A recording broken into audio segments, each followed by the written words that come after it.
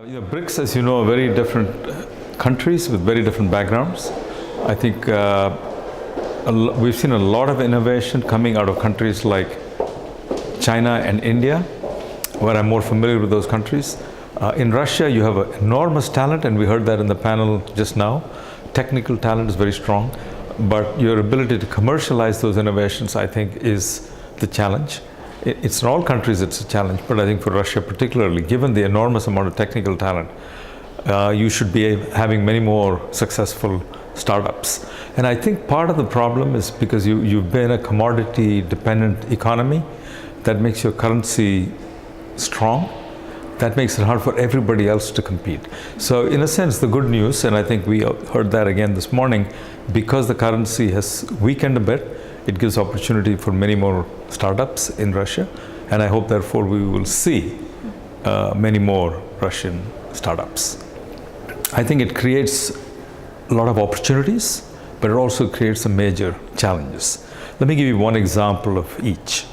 Where I see the big opportunity is when you can leapfrog and go to the latest advanced technology, you have an advantage over companies in the West. And the best example of that is everything related to wireless telephony, and that builds on that platform.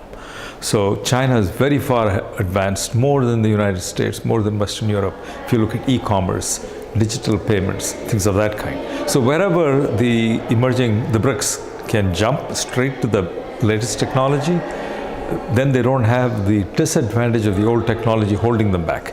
So that's the good news.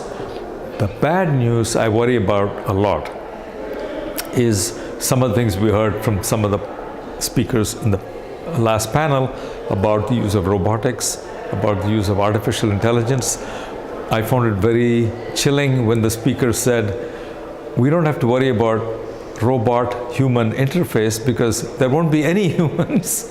There'll be robots talking to robots.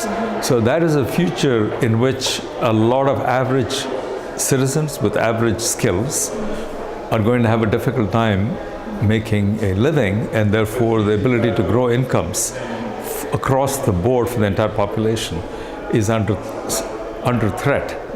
And the income inequality problem we've seen in many of the BRIC countries could get even more severe if that continues. Governments are important everywhere.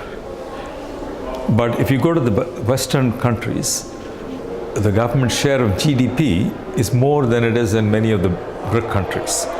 You even heard that from the keynote speaker this morning, Justin Lifu Lin, who said that China's government share of GDP is only 57%, and it tends to be higher in some other countries.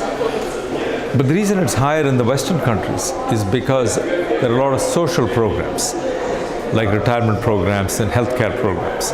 But the government intervention in the actual running of the economy, in many ways, is arm's length. In the BRICS countries, you have governments who are much more in the driver's seat. That can be a good thing and a bad thing.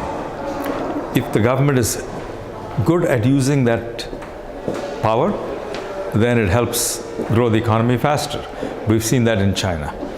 But if the government is not so good at using its power, and you can see that in India, then the private sector actually finds the government is less of a friend and more of a nuisance.